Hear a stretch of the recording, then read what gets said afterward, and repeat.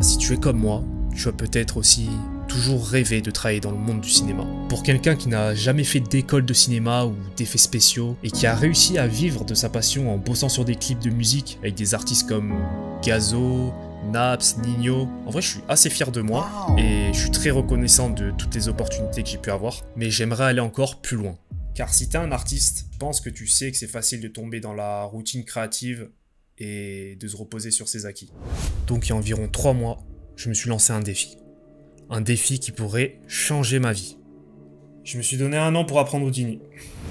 Houdini, c'est l'un des logiciels les plus complexes, mais c'est aussi le logiciel le plus utilisé au cinéma, notamment donc pour les effets spéciaux. Donc après plusieurs semaines de formation, de galères, d'échecs, j'ai un peu commencé à comprendre les bases du logiciel et je peux vous dire qu'il n'y a rien de plus efficace quand vous êtes dans une impasse, qu'il y a quelque chose que vous ne comprenez pas, déjà de chercher sur internet ce que vous ne comprenez pas, de regarder des tutos, mais surtout, la chose que j'ai appris qui est le plus utile et qui fonctionne le mieux, c'est de demander directement l'aide d'un expert sur le sujet. Comme Rockin VFX par exemple, qui est un artiste talentueux, un FX artiste à vrai dire. Vous avez peut-être déjà vu son travail, il a bossé sur des blockbusters et des films connus comme par exemple Spider-Man, No Way Home, ou même vous avez peut-être dû voir son travail dans des clips. En tout cas Rockin, je tiens à te remercier pour tous tes tips, ça m'a vraiment aidé et ça m'a permis d'avancer beaucoup plus rapidement dans mon apprentissage de ce logiciel. D'ailleurs, si vous avez des difficultés ou même des questions concernant les VFX ou vous avez besoin d'aide sur un projet par exemple, n'hésitez pas à rejoindre mon Discord, je le mets en description.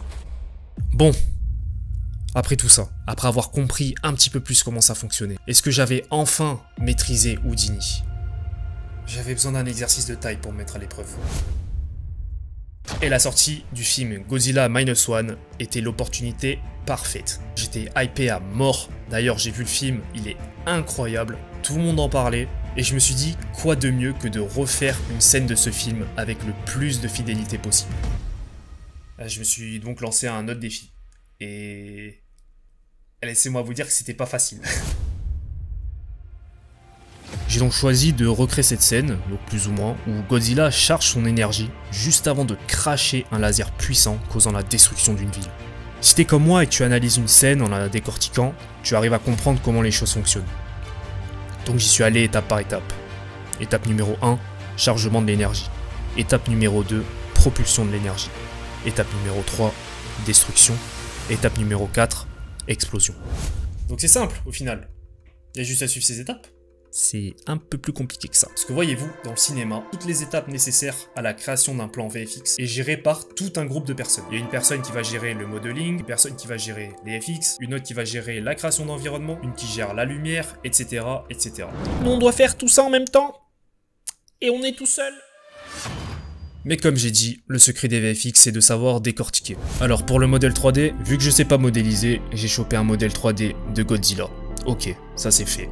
Maintenant, il me manque quoi? L'environnement. Donc pour ça, même étape, j'ai pris des bâtiments que j'ai trouvés sur internet et je les ai placés dans ma scène.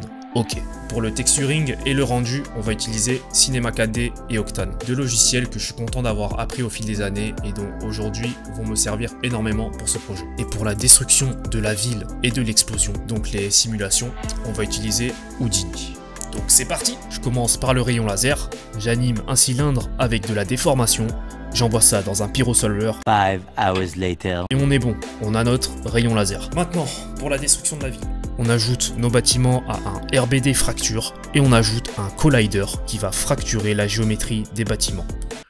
Nice. Et pour l'explosion, on va ajouter à notre pyrosolver une sphère. Et c'est à partir de cette sphère que l'explosion va émerger. En plus de ça, on va ajouter des forces donc qui vont contribuer à la déformation de notre explosion. Il faut qu'on fasse en sorte que ça ressemble le plus possible à une explosion nucléaire. J'avais oublié, mais quand un bâtiment explose, il y a de la fumée normalement qui suit des débris. Donc il faut générer cette fumée qui s'échappe des débris. Donc pour ça, j'utilise la position des débris pour émettre cette fumée, ce qui donne ça. Et pour finir, on a besoin d'une dernière chose. Est-ce que tu arrives à voir ce que c'est? Exactement, l'onde de choc de l'explosion, qu'on va créer avec un cercle en animant son échelle. On met ça dans notre pyrosolver et avec quelques réglages, on obtient notre onde de choc. Et à ce moment-là, je me suis aperçu que mon ordi ramait de fou. Donc après que mes simulations étaient terminées, je suis allé voir un petit peu ce qui se passait dans mon dossier Houdini. Et j'ai vu ça. Ouais, les simulations Houdini, ça pèse lourd. Très lourd. Bon, il ne reste plus qu'à placer nos éléments du coup. Pour ça, on va exporter nos simulations de Houdini vers Cinema 4D. On va ajouter des textures, des couleurs, donner des couleurs à nos volumes, mettre une HDRI pour le ciel, jouer avec les lumières, bref, rendre le tout homogène et visuellement intéressant. Et enfin, après plusieurs heures de rendu, la vidéo est enfin prête. Mais il manquait quelque chose. Un aspect humain et tangible pour ancrer notre scène dans la réalité. Et comme j'aime bien les défis, c'est ce qu'on va faire. En faisant semblant de réagir à cette situation, j'ai détouré les parties de mon corps pour ensuite les introduire dans le plan final. Comme si des gens étaient sur le toit d'un bâtiment pour observer ce monstre juste avant de s'enfuir. Oh, that's hot. That's hot. Bon, là on est bon. Quelques effets sonores pour donner une personnalité à notre scène, quelques retouches visuelles pour accentuer le côté cinématique et le résultat tant attendu.